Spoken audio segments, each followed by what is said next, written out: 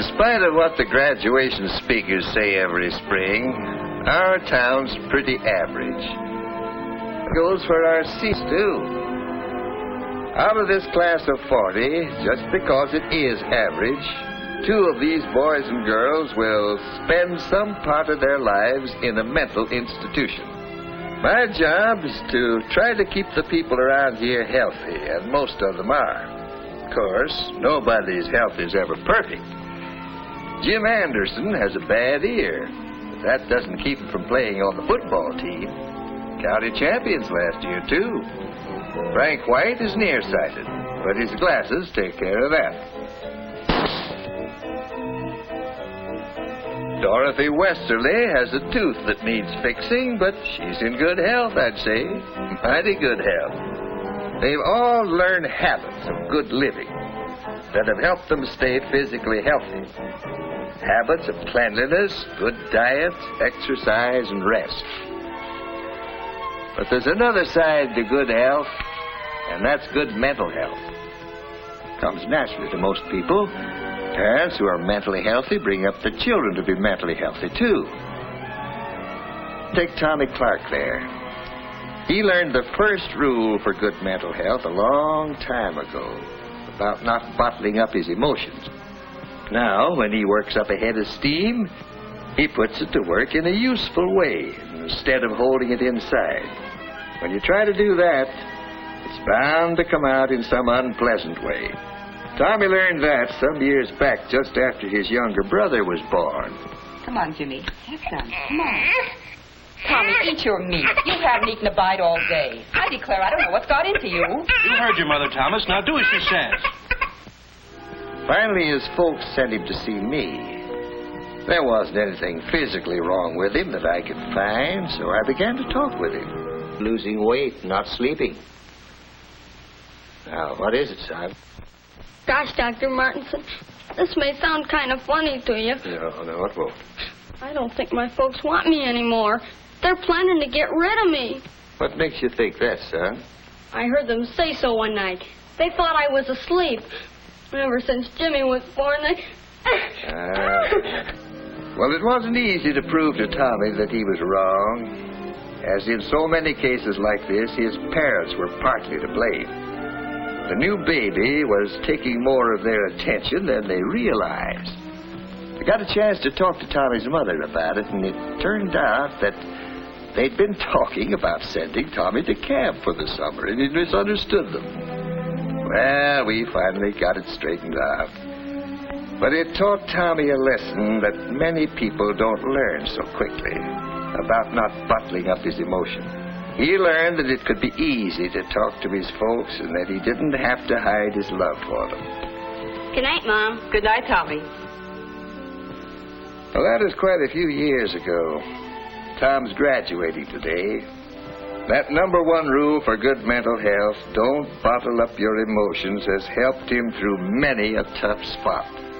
Of course, we're talking about some of the simple rules for staying in good mental health. And that brings us to the second rule, which is respecting yourself. Sounds easy, doesn't it? But look what happened to Bruce Matthews. He went out for the tennis team a couple of years ago, and while he had a lot to learn, he had the makings of a fine player. But he wasn't satisfied with slow, steady improvement. Oh, he expected himself to be perfect right from the start. Missing a point would make him boil over at himself. Well, the coach finally caught on to what Bruce was doing to himself with his demand for perfection. Sure, I think it's fine to keep wanting to improve. I understand that, but I think you're going at it the wrong way. How do you mean? Well, did you ever stop to think how good your game really is? Yeah. After missing that last point? That's just what I'm getting at. You're worrying too much about the game and you don't enjoy it. But, gee, Coach, I know I can do better. Sure you can. But the point is you shouldn't let yourself get mad every time you miss a point. Why, even the world's champion can't make every point. You can't be perfect. You've got to learn to get more pleasure out of this game. So take yourself as you are, and instead of expecting yourself to be perfect. It took a while for Bruce to get what the coach was driving at. But little by little, without letting up one bit on trying to improve his game, He learned to enjoy his skill rather than fret over his occasional misses. Yes, he's learning that second important habit for keeping in good health. Good mental health, I mean. The habit of feeling right about himself. Along with that goes a third important habit. Feeling right about other people, too. That means getting along with others, having fun with them, being part of the group. There's no room for bashfulness in good mental health. To look at Otto Markel there, you'd never guess what he was like a year ago.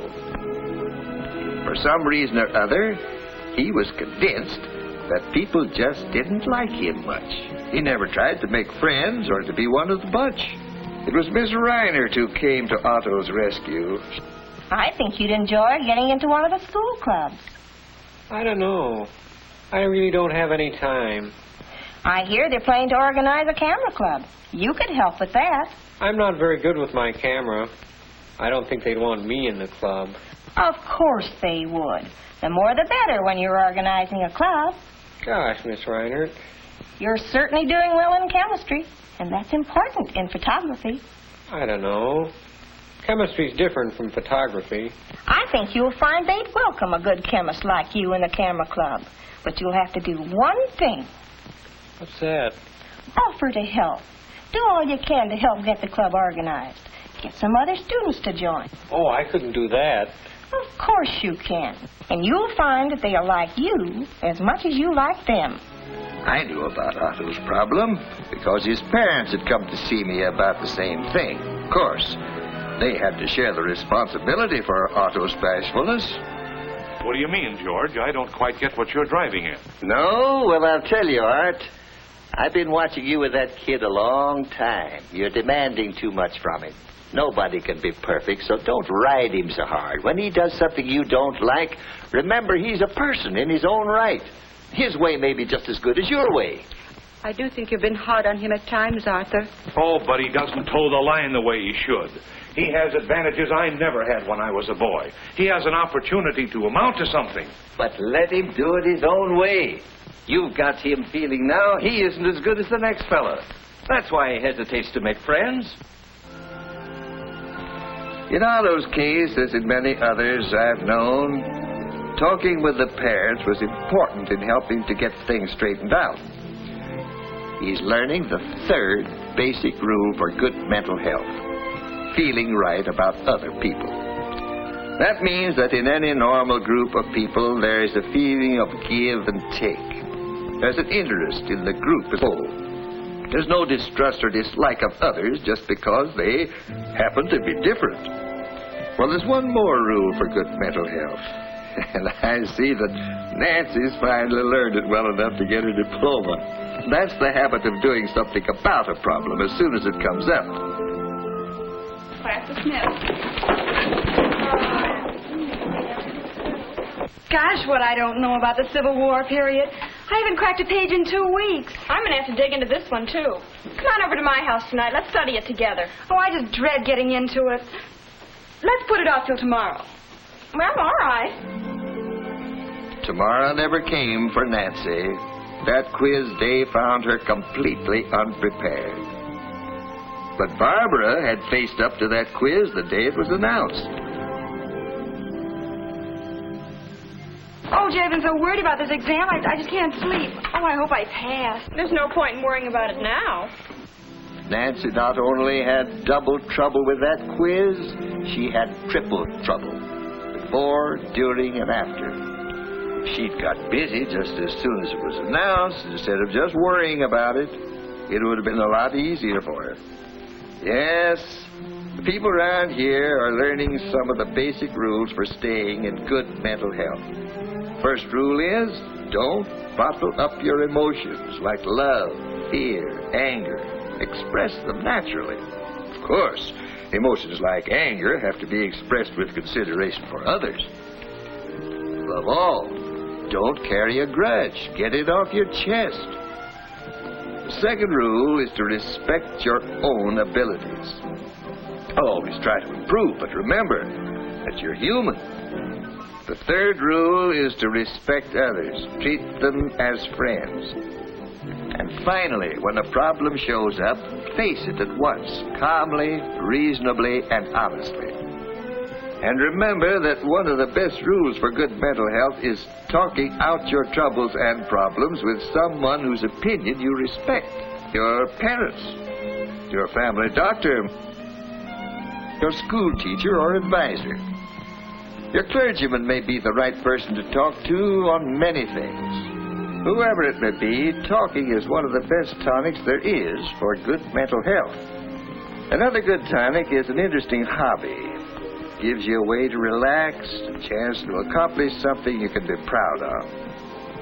Well, those are some of the rules for staying in good mental health. Of course, they're just the ABCs of a subject big enough to fill whole libraries.